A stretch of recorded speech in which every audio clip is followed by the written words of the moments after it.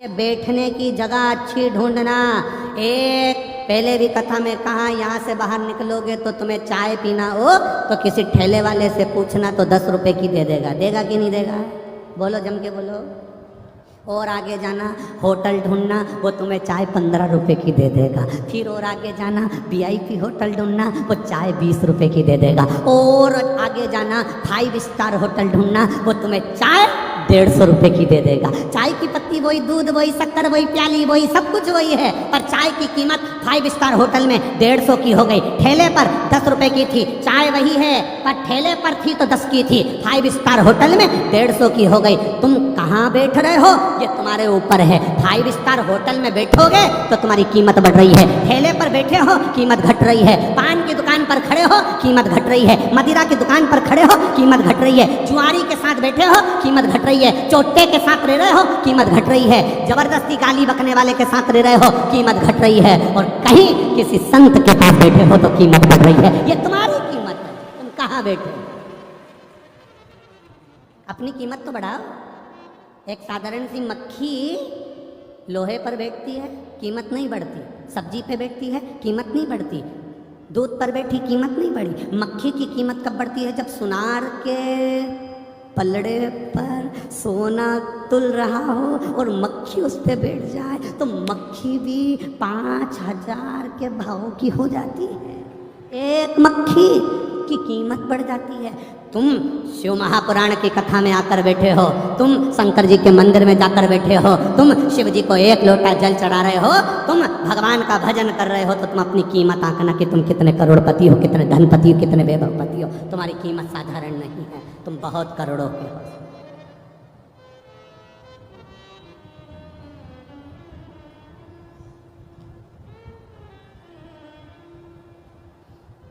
अपनी कीमत को पहचानो, और जिस दिन अपनी कीमत को पहचानेगा उस दिन अपने जीवन के सार्थकता प्रकट हो गई, उस दिन अपने जीवन का एक आनंद प्रकट हो गया, उस दिन अपने जीवन की रसतत्वता प्रकट हो गई। अब नल को बिठाया, उसने ना जुआ खेला ना चौसर खेली, फिर भी पूरी प्रॉपर्टी भाई पुष्कर ने अपनी बना ली, इनको धक्का देकर निकाल दिया। रोते रोते दोनों निकल गए। पत्नी दमयंती से कहा तो किसी राजा के यहाँ, किसी सेठ के यहाँ नौकरी कर ले। उसने जाकर झाड़ू पोछे का काम करना चालू कर दिया। राजा नल कहते हैं मैं कमाने के लिए बाहर जा रहा हूँ। राजा नल चले गए। मालूम पड़ा थोड़े दिन के बाद कि राजा नल को किसी सांप ने डस लिया। राजा नल मर गए। दमयंती अपने पिता के घर चली गई, रो रही है, कहती है मेरा पति मर नहीं सकता, मैं जानती हूँ मेरा महादेव पर मुझे विश्वास, भरोसा, मेरा शंकर उसे मार नहीं सकता, ये मेरा भरोसा कहता है, वो मेरा पति मर नहीं सकता। ये एक पत्र आया, देखिए।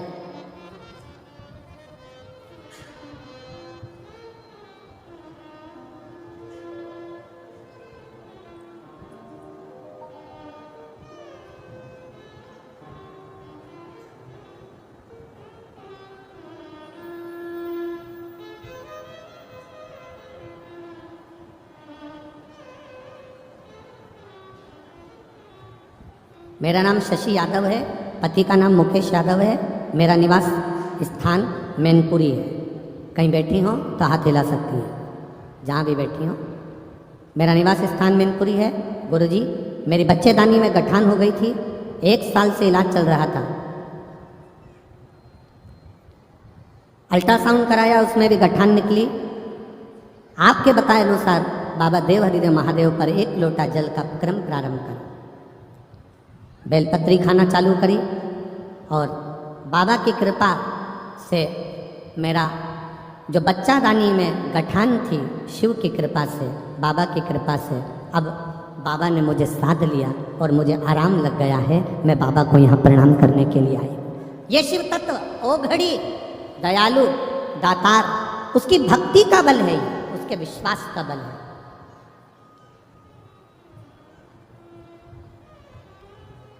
वो साधारण नहीं है,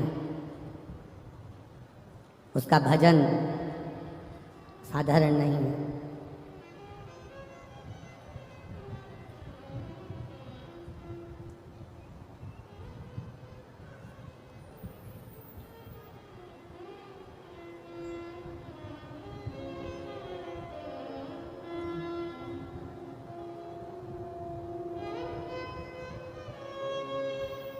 भगवान शिव की कथा करती है महाराज। भगवान शंकर का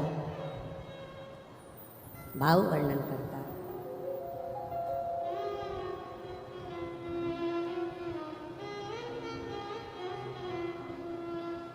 जितना जिसके भाग्य में होता हो,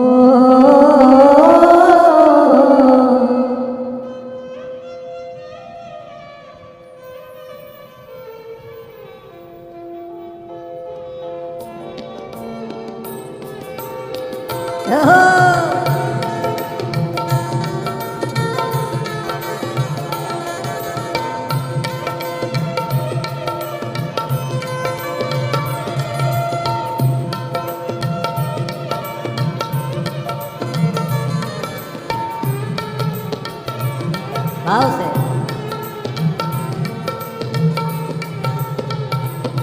मेरे बाबा के दरबार में सबका खाता है।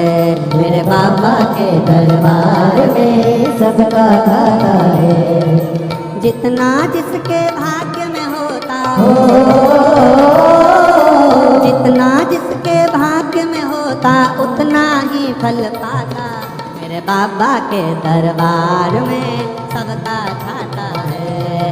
शिव लहरी के दरबार में सबका खाता है। भोले बाबा के दरबार में सबका खाता है। भोले बाबा के दरबार में सबका खाता है। ओ सबका खाता है, यहाँ पर सबका खाता है।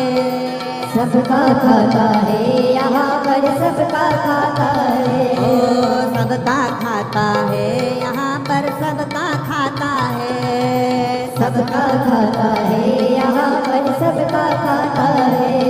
ओ सबका खाता है, यहाँ पर सबका खाता है। सबका खाता है, यहाँ पर सबका खाता है। मेरे भोले मेरे बाबा के दरबार में सबका खाता है। शिव लहरी के दरबार में सबका खाता है। बम लहरी के दरबार में सबका खाता है। बम लहरी के दरबार में सबका खाता है।